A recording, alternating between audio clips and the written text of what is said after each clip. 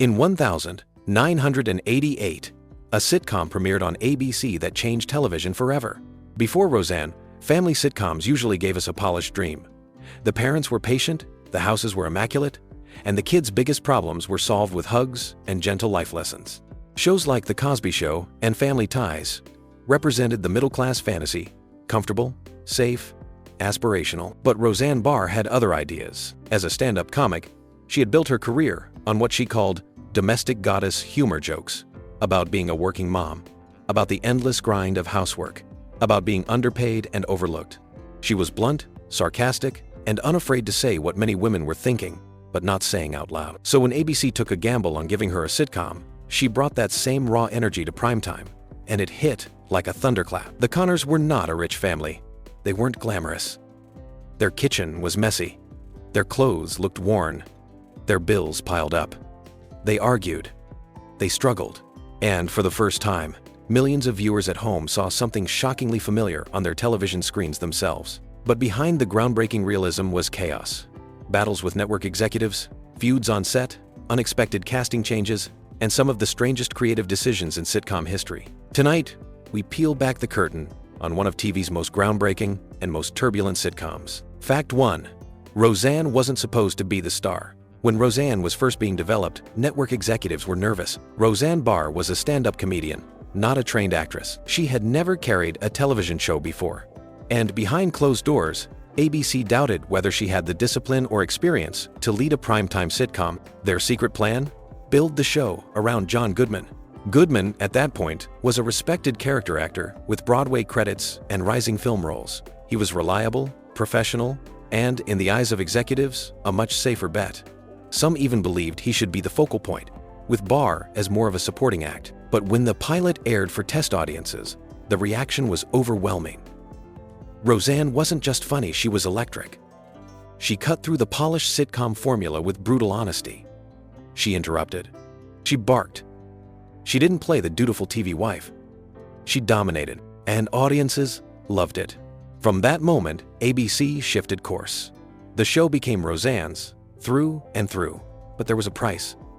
Barr wasn't content to just act, she wanted control. She demanded writing input, story rewrites, and veto power over scripts. She wanted the show to reflect working-class life exactly as she saw it.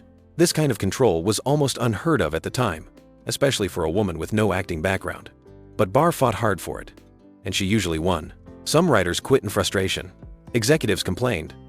But Roseanne's instincts were often right. By season 2, the show was #1 in the ratings. The weird truth? The network almost buried her under her own show, but instead, she bulldozed her way into becoming one of the most powerful figures in television. Fact 2. The Becky swap. Television history is filled with recasts, but few were handled as bizarrely, or as hilariously, as Becky Connor. Lacey Goranson was the original Becky, cast at just 13 years old. She grew up on the show, delivering sharp teenage sarcasm with a natural authenticity that made her feel like a real kid, not a polished TV daughter. Fans adored her. But by 1992, Goranson wanted a normal college life. She left to attend Vassar, forcing producers to make a tough call: write Becky out completely or recast. They chose recast. Enter Sarah Chalk. Tall, blonde, and Canadian, Chalk looked nothing like Goranson. When she appeared in season 6, audiences were shocked. But instead of pretending nothing had changed, the writers winked at the viewers. Lines like, "Where the hell have you been?" and jokes about Becky looking different became inside gags. It was one of the first times a sitcom openly mocked its own continuity. But the chaos didn't stop there. Goranson later returned to the role, then left again. Chalk came back, then left. By the end of the series, Becky had become a rotating door of actresses. This bizarre shuffle was never planned, but instead of hurting the show, it became a cult favorite oddity. Even in the 2018 revival, the writers referenced it, having both actresses appear in clever ways. It was a weird piece of TV history, and a reminder that, sometimes, the strangest accidents become the most beloved running jokes. Fact 3. The theme song almost had lyrics. Every sitcom needs a theme song. And in the late 80s, most themes told you exactly what you were about to watch. You take the good, you take the bad. Everywhere you look, everywhere you go. Theme songs were jingles, designed to explain the show. But not Roseanne. Composer W.G. Snuffy Walden originally wrote a blues riff for the opening credits. At first, there were lyrics written to go along with it, a kind of working-class anthem about bills, kids, and daily struggles. Roseanne Barr even considered performing them herself. But when producers heard the instrumental alone, paired with images of the Connors yelling, laughing, and eating around the kitchen table, they realized words weren't necessary. The harmonica said it all. And then there was that laugh.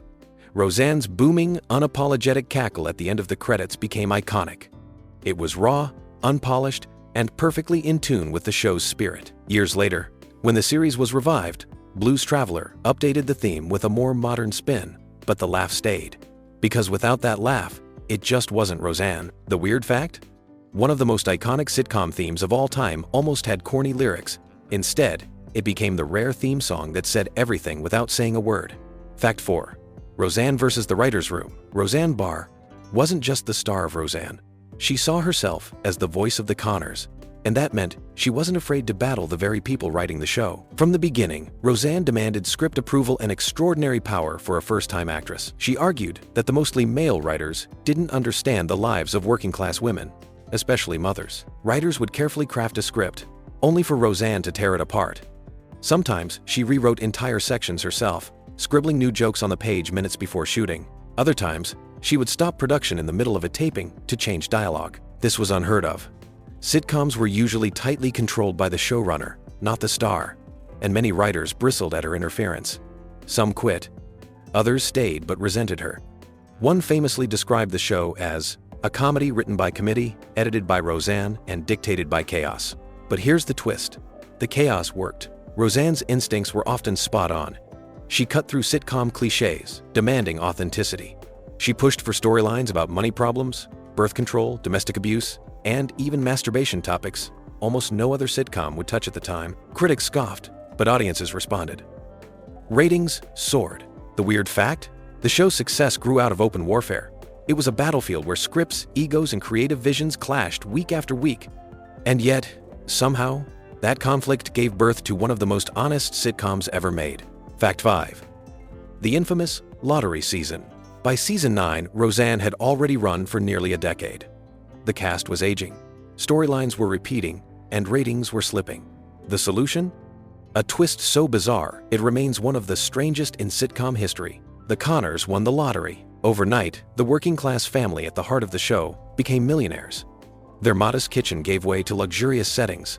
Roseanne traded factory jobs for cocktail parties. Dan's struggles were replaced with jet-setting adventures. Fans were baffled. The entire point of Roseanne had been relatability. Viewers saw their own struggles mirrored in the Connors. But now, the family they once related to seemed like strangers. Behind the scenes, the decision was driven by desperation. Writers were exhausted. Roseanne herself was increasingly unpredictable, demanding the show go in new directions. Some saw it as an act of sabotage, a way of burning down her own creation. And then came the final episode. In one of television's most infamous finales, Roseanne revealed in a voiceover that the entire 9th season had been a fantasy she wrote after Dan's death from a heart attack. The lottery? Fake. The glamorous life? Imagined. Even character relationships were swapped. It was a shocking, even cruel twist. Many fans felt betrayed. Some critics called it one of the worst finales in TV history, but others saw brilliance in the madness, a bleak commentary on grief, denial, and the way we tell ourselves stories to survive. Weird fact? A sitcom that began as a brutally realistic portrait of working-class life ended with one of the most surreal narrative experiments ever broadcast. Fact 6. On set feuds and friendships. The Connors felt like a real family. But behind the scenes, the relationships were far more complicated. Roseanne and John Goodman shared incredible on-screen chemistry. But off-screen, their relationship was rocky. Goodman, a classically trained actor, was sometimes exasperated by Roseanne's improvisation and sudden script changes. Yet, he also defended her when critics attacked, calling her one of the bravest performers he had ever worked with. Then there was Sarah Gilbert, who played Darlene. Unlike most of the young cast, Gilbert was quiet, intellectual, and deeply serious about acting. She and Roseanne developed a mutual respect, and Roseanne even encouraged Gilbert to pursue writing and producing later in her career. But not all was warm. Writers and directors came and went at a dizzying pace.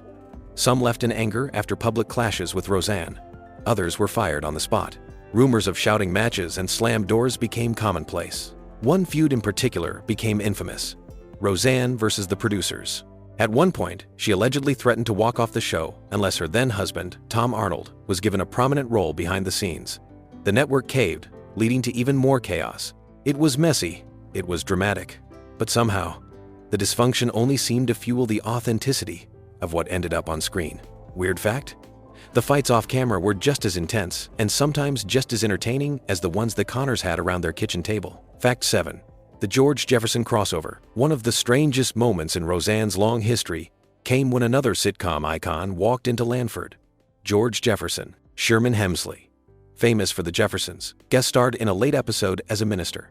His fiery sermons and booming personality clashed with Roseanne in hilarious ways. But here's the weird twist: Hemsley wasn't playing George Jefferson. Not exactly. He was essentially playing the same type of character, with the same voice, mannerisms, and attitude. For many viewers, it felt like a crossover between two completely different sitcom universes. The producers never explained it.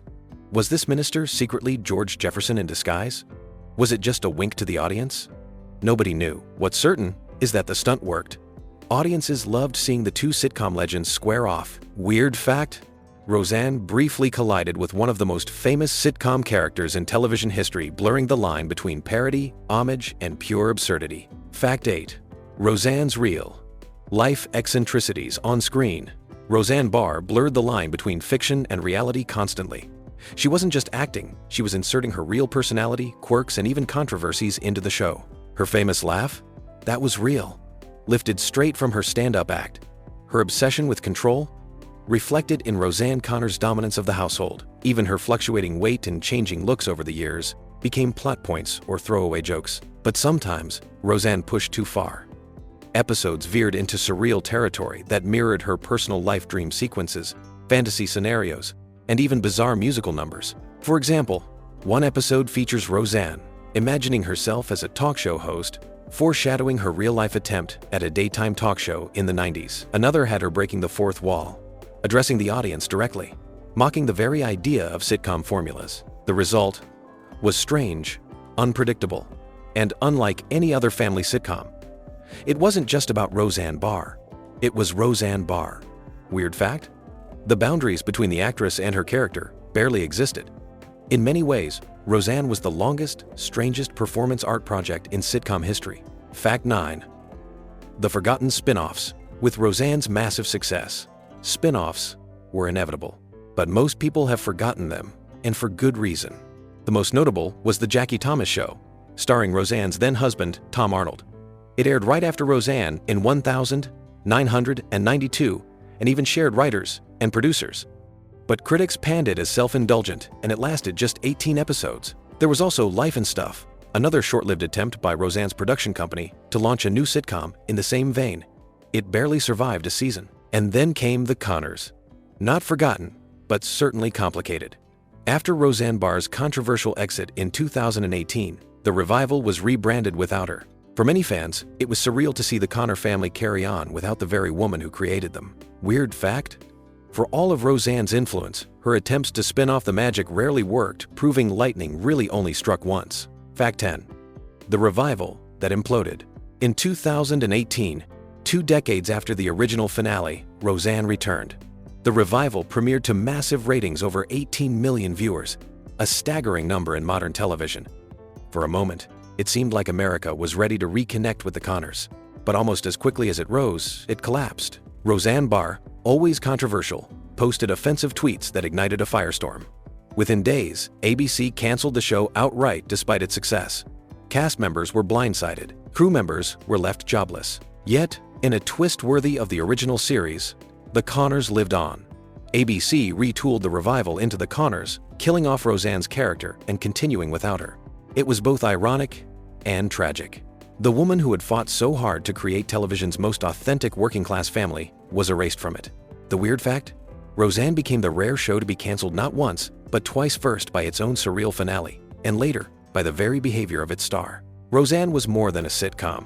It was a cultural battleground. It gave voice to working-class families who rarely saw themselves on screen. It broke taboos, tackled real issues, and laughed in the face of sitcom traditions. But it was also unpredictable, volatile, and often self-destructive, a reflection of its star. The weird facts we've uncovered tonight show that behind the Connors' messy kitchen table was an even messier reality. A show that constantly balanced brilliance with chaos, comedy with tragedy, and fiction with truth. And maybe that's why, decades later, we're still talking about it. Because Roseanne wasn't just a TV show, it was a revolution, loud, flawed, and unforgettable.